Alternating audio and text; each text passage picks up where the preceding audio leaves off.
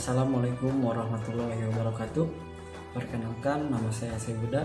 Saya dari Prodi S1 Akuntansi C1 semester 1. Di video kali ini saya akan menjelaskan pemahaman saya tentang mata kuliah Pendidikan Agama Islam dari materi pertemuan 2 sampai pertemuan 7 yang saya pahami. Berikut adalah penjelasannya. Materi yang pertama yang saya pahami adalah Ma'rifatul Insan, Ta'rifatul Insan, atau tentang pengenalan manusia.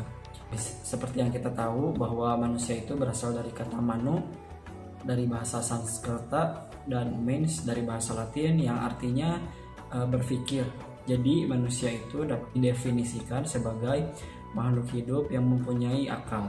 Manusia juga adalah ciptaan Allah Subhanahu wa Ta'ala, yang dimana manusia ini memiliki peranan penting bagi kehidupan di muka bumi, seperti mengelola kehidupan yang ada di muka bumi. Manusia juga dipandang sebagai makhluk yang paling tinggi derajatnya di antara makhluk-makhluk lainnya, dan Allah juga telah memerintahkan para malaikat untuk bersujud kepada manusia pertama, yaitu Nabi Adam, sebagaimana firman Allah dalam Al-Quran surat Al-Baqarah ayat 34.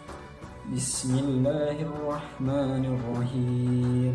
Wa idza qulna lil malaikati isjudu li adama fasajadu illa iblisa aba wastakbara wa kana minal kafirin. Yang artinya, dan ingatlah ketika kami berfirman kepada para malaikat, sujudlah kamu kepada Adam, maka sujudlah para malaikat kecuali iblis. Ia enggan dan takabur, dan ia termasuk ke dalam golongan orang-orang yang kafir. Asal mula penciptaan manusia. Manusia terdiri dari dua unsur, yaitu unsur bumi dan unsur langit. Unsur bumi yaitu berasal dari tanah, dan unsur langit berasal dari ruh. Dan unsur manusia itu sendiri ada tiga, yaitu ada kolbu yang artinya hati, dan ada akal, juga jasad. Ketiga unsur itu melengkapi manusia sebagaimana Allah menciptakan manusia dalam bentuk yang sebaik-baiknya, sehingga manusia itu lebih tinggi derajatnya dibandingkan makhluk-makhluk Allah yang lain. Dan juga manusia diberi amanah oleh Allah Subhanahu wa Ta'ala untuk menjadi al-ibadah atau seseorang yang ahli ibadah, dan juga menjadi khalifah di muka bumi, yang artinya di mana manusia ini akan mengelola kegiatan yang ada di muka bumi ini atau yang ada di dunia ini. Manusia dituntut oleh Allah Subhanahu wa Ta'ala untuk menjadi khalifah yang jujur dan benar oleh Allah Subhanahu wa Ta'ala. Manusia juga diberikan amanah, yaitu untuk menjadi seseorang yang ahli ibadah dan juga menjadi seorang khalifah, yang dimana seorang khalifah ini tujuannya agar bisa mengelola kegiatan yang ada di muka bumi. Materi yang kedua yang saya pahami adalah materi Ma'rifatul Insan, Sifatul Insan, yang dimana artinya ini adalah materi tentang nafsu atau jiwa manusia. Sebagai seorang manusia, tentunya kita pasti sudah tahu bahwa dalam diri kita ini memiliki jiwa atau nafsu. Nafsu di dalam manusia itu tergolong menjadi tiga jenis, yaitu nafsu mutmainah, nafsu iwamah, dan nafsu amarah. Dengan adanya nafsu tersebut, manusia bisa menjadi mulia dan juga bisa menjadi hina, tergantung kita mengendalikan hawa nafsu kita sendiri. Bagaimana cara kita mengendalikan hawa nafsu dengan sebaik-baiknya agar kita bisa terlihat mulia di pandangan orang lain, dan jika kita tidak bisa mengendalikan nafsu kita dengan baik, maka kita akan terlihat hina di pandangan orang lain. Kemuliaan seseorang hamba itu dapat dilihat dari cara kita mengendalikan hawa nafsunya. Dan hawa nafsu itu terbagi menjadi tiga jenis. Yang pertama ada nafsu mutmainah. Nafsu ini dapat menciptakan ketenangan jiwa, dan juga nafsu ini dapat diartikan sebagai nafsu yang disinari oleh cahaya. Kenapa? Karena dalam nafsu mutmainah ini kita bisa mengosongkan hati kita yang kotor, hati kita yang penuh dosa menjadi kosong dan jauh dari sikap-sikap tercela lainnya. Sehingga nafsu mutmainnah ini nafsu yang begitu mulia sekali di pandangan orang-orang yang lain. Yang kedua ada nafsu iwamah. Disebut nafsu iwamah karena jiwa ini selalu bersikap menyesali perbuatannya yang ada di masa lalu, yang dulunya mungkin pernah melakukan kejahatan atau pernah melakukan maksiat-maksiat dan perbuatan tercela. Jadi nafsu ini bisa menyesali perbuatan tersebut. Namun jiwa ini tidak suka diperturutkan untuk mendurhakai Allah, sehingga nafsu ini hanya menyesali perbuatan-perbuatan yang sudah terjadi. Dan yang ketiga ada nafsu amarah, di mana nafsu amarah ini sudah sepenuhnya dikendalikan oleh hawa nafsu kita, sehingga apa yang hawa nafsu kita inginkan bisa saja dilakukan. Contohnya berbuat maksiat, berbuat perbuatan tercela dan lain-lain. Jadi nafsu amarah ini pikiran, hati, akal kita semuanya sudah dikendalikan penuh oleh hawa nafsu kita. Materi yang ketiga yang saya pahami adalah materi ma'rifatul insan, taqwatul insan, yang artinya potensi manusia. Potensi menurut Kamus Besar Bahasa Indonesia yaitu adalah kemampuan yang kemungkinan bisa dikembangkan dari kekuatannya, kesanggupan, daya, pikiran, dan lain-lain. Potensi manusia juga meliputi 3 ya teman-teman, yaitu ada pendengaran, penglihatan, dan potensi hati. Quran surah At-Tin ayat 4 berbunyi, laqad khalaqnal insana fi ahsani taqwim, yang artinya sesungguhnya kami telah menciptakan manusia dalam bentuk yang sebaik-baiknya.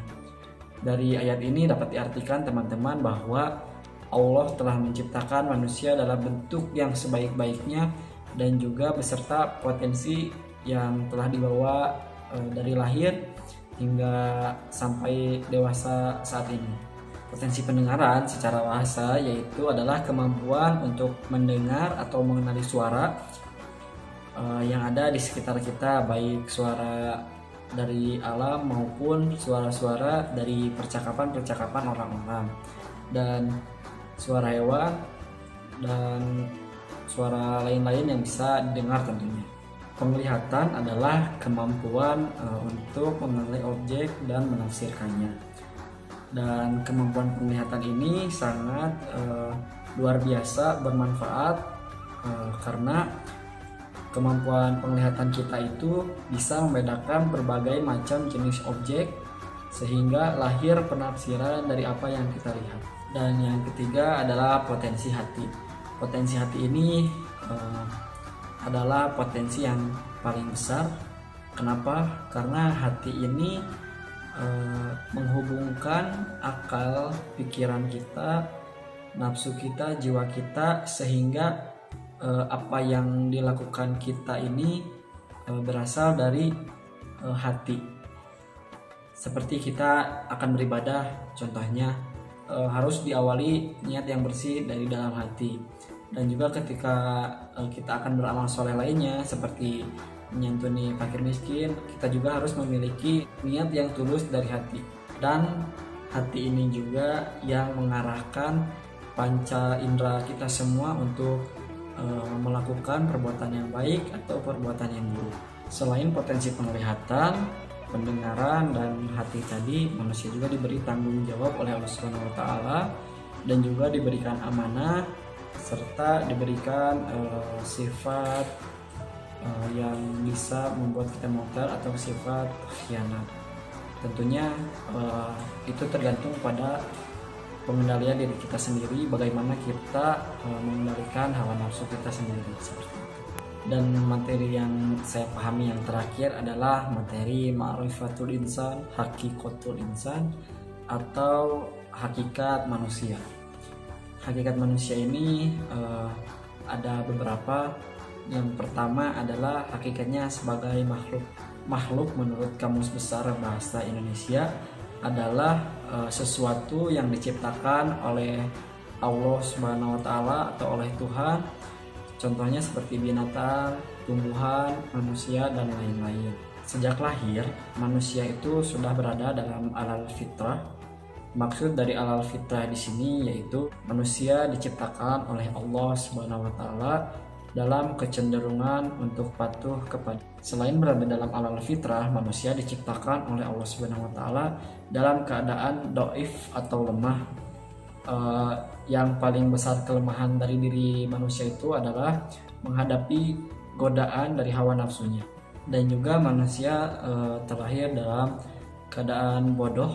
Bodoh di sini adalah maksudnya tidak tahu apa-apa, masih belum tahu tentang kehidupan dunia, dan manusia juga harus mencari tahu sendiri tentang tugasnya di dunia ini sebagai apa. Dan juga manusia dilahirkan secara fakir, yaitu tidak memiliki apa-apa.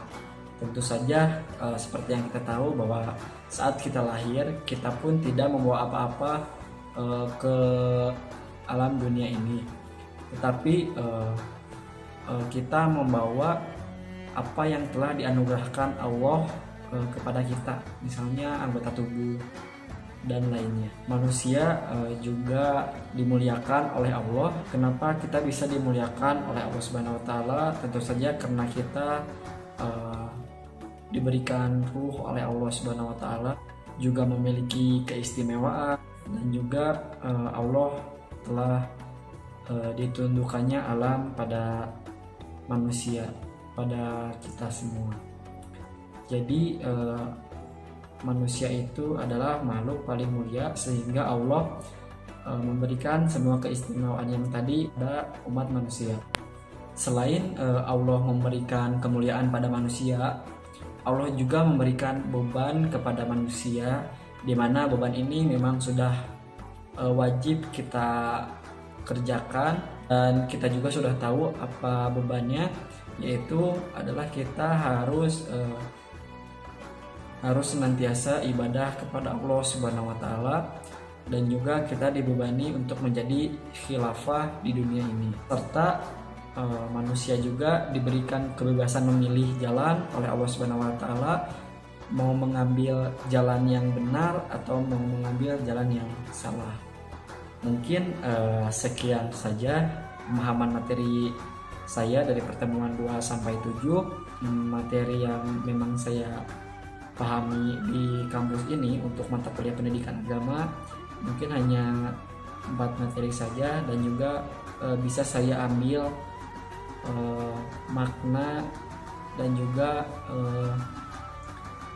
arti dari semua materi, sehingga bisa saya terapkan dalam kehidupan saya pribadi. Mungkin hanya itu. Terima kasih untuk yang sudah menonton dan memberikan like, dan juga terima kasih atas perhatiannya, dan mohon maaf apabila ada salah-salah kata dan kata yang kurang berkenan, mohon dimaafkan, karena saya hanyalah makhluk Allah yang lemah dan tidak berdaya. Mungkin cukup sekian. Terima kasih. Wassalamualaikum warahmatullahi wabarakatuh.